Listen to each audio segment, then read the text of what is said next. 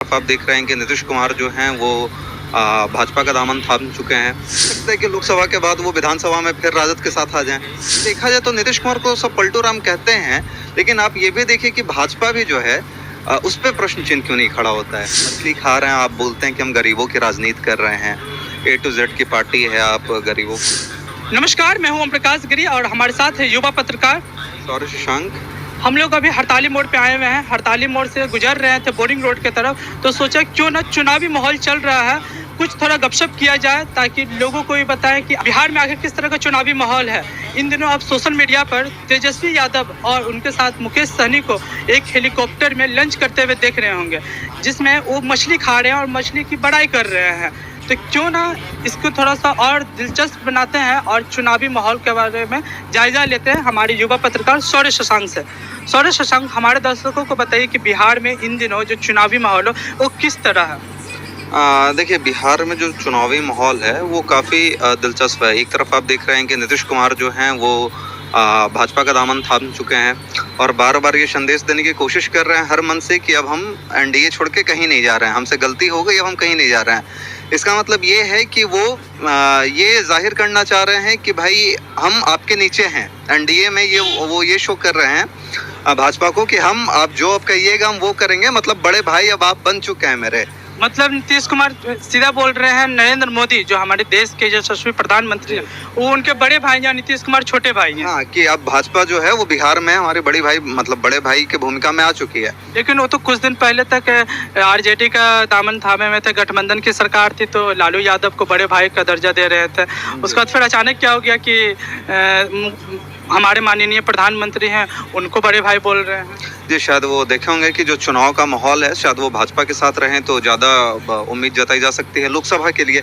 हो सकता है कि लोकसभा के बाद वो विधानसभा में फिर राजद के साथ आ जाएं। मतलब पलटी फिर मार सकते हैं। बिल्कुल हो सकता है, ये राजनीति में कुछ भी संभव है। अगर लोकसभा में उनकी अच्छी सीट आ जाए जदयू की, तो हो सकता है कि फिर वो राजद में चले जाएं, राजद के साथ गठबंधन कर लें। लेकिन इससे देखा जाए तो नीतीश कुमार को सब पलटू राम कहते हैं, लेकिन आप ये भी देखिए कि भाजपा भी जो है उस पर प्रश्न चिन्ह क्यों नहीं खड़ा होता है। वही अमित शाह कहते हैं एक मन से कि अब नीतीश कुमार के लिए सारे दरवाजे बंद हो चुके हैं, नीतीश कुमार पे जमकर हमला बोलते हैं और फिर नीतीश कुमार जब भी आना चाहते हैं वो ले लेते हैं। तो कहीं ना कहीं भाजपा को भी तो ज़रूरत है ना। बिना अगर भाजपा को ज़रूरत नहीं होती तो नीतीश कुमार इतना बार एनडीए छोड़ के गए और उनके तेवर जो हैं वो सख्त रहे तो भाजपा नहीं लेती। लेकिन भाजपा भी उनको बार बार अपने पाले में ला रहा है क्योंकि भाजपा को भी ज़रूरत है। तो जो क्रेडिबिलिटी की राजनीति, अभी जो राजनीति में क्रेडिबिलिटी है, वो चाहे वो भाजपा हो, राजद हो या कांग्रेस हो, आप देखिएगा कि कहीं ना कहीं ये थोड़ा सा कम हुआ है अभी वर्तमान समय में। क्योंकि जिस तरीके से जो गठबंधन की राजनीति होने लगी है, दल बदलने लगे हैं, कभी इस पाले में कभी उस पाले में, उससे जनता में एक जो विश्वास है वो टूटता है कि भाई अगर मान लीजिए कि राजद और जदयू का गठबंधन है और नीतीश कुमार को लोग इस पे जिताया कि ये राजद के साथ हैं और वही फिर नीतीश कुमार जीत के भाजपा में चले गए, तो एक कहीं ना कहीं जनता का भी विश्वास तो गया ना। तो अच्छा, दूसरा सवाल हम आपसे जानना चाहेंगे। इन दिनों सोशल मीडिया पे तेजस्वी यादव और साथ ही साथ उनके साथ मुकेश सहनी भी हैं, जो हेलीकॉप्टर में बैठ करके मछली खाते हुए पूरा दिख रहे हैं और मछली का बड़ाई कर रहे हैं। तो क्या लगता है, उनका ये पॉलिटिकल स्टंट है, जितने भी निषाद भाई लोग हैं उनका वोट अपने तरफ खींचने का?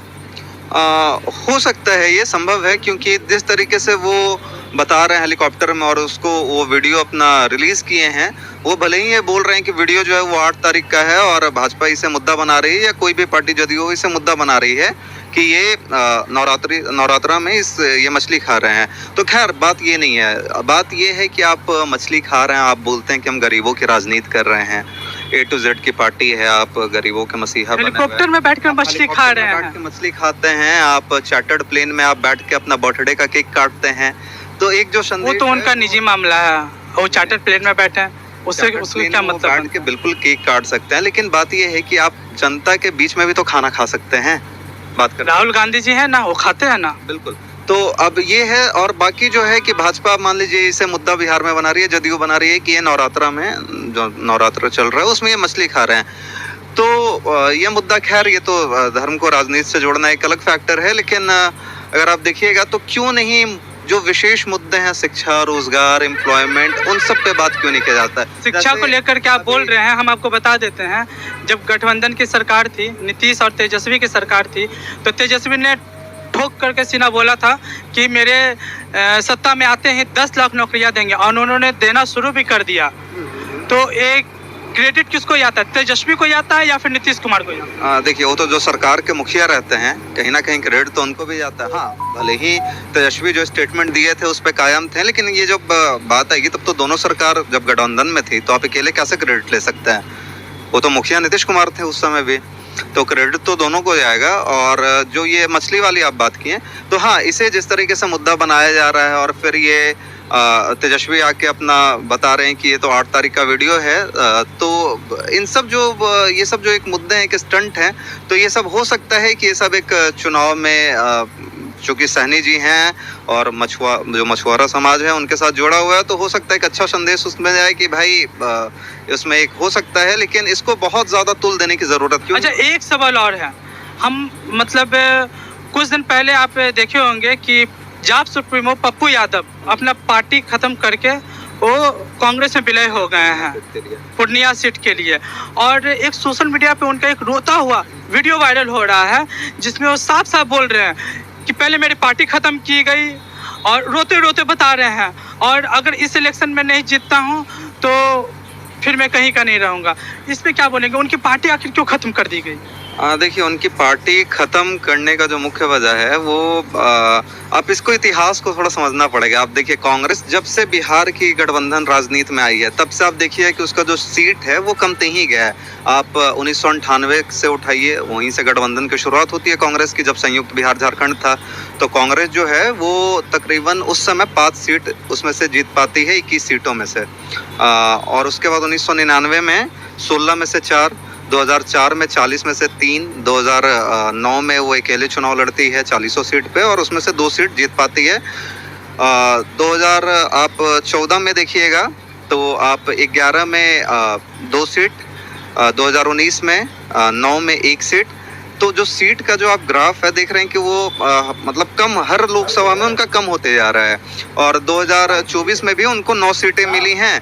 तो जो मुख्य सीट जो था, जैसे 2-3 कांग्रेस का मुख्य सीट था जहां उनकी अच्छी पकड़ हो सकती थी। एक पूर्णिया, कांग्रेस में पप्पू यादव अपना विलय कर लिए, उसी पे वो बात ही करके वो हुआ था विलय। दूसरा सीट था औरंगाबाद का, जो निशांत कुमार। तीसरा सीट बेगूसराय। तो ये सब पे चर्चाएं थी कि हो सकता है बेगूसराय से कन्हैया कुमार को उतार दिया जाए, औरंगाबाद से निखिल कुमार को, और पूर्णिया से पप्पू यादव को। तो पूर्णिया जो सीट है वो हो सकता है कि राजद ने, तो जैसे पप्पू यादव से आप देखिए कि एक तस्वीर भी साझा हुआ था तेजस्वी यादव के साथ और लालू यादव के साथ सीट घोषणा के पहले। उसके बाद राजद पप्पू यादव या कांग्रेस को बताता भी नहीं और अपनी सीट की वो घोषणा कर देती है। जदयू से आए बीमा भारती को पूर्णिया का सीट मिल जाता है। तो कहीं ना कहीं कांग्रेस में ये संदेश तो जा रहा है ना कि भाई राजद आपको इस काबिल भी नहीं अब समझ रहा है कि वो आपको बिना बताए वो सीट का फाइनल कर दे रहा है। और वो पूर्णिया का सीट जो कि आपकी इतने दिनों से बात चल रही थी राजद के साथ, पूर्णिया सीट के लिए, वो उसकी आपको जानकारी भी नहीं होती, और जदयू से आई हैं बीमा भारती, उनको ये सीट मिल जाता है।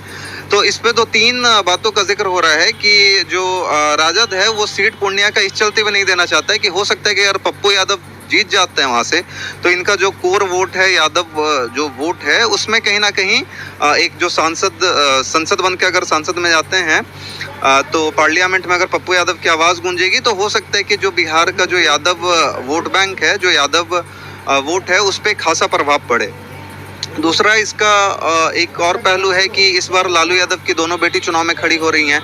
अगर वो हार जाती हैं और पप्पू यादव जीत जाते हैं पूर्णिया से, फिर भी लालू की जो राजनीतिक छवि है उस पर तो एक चोट पहुंचेगा ही।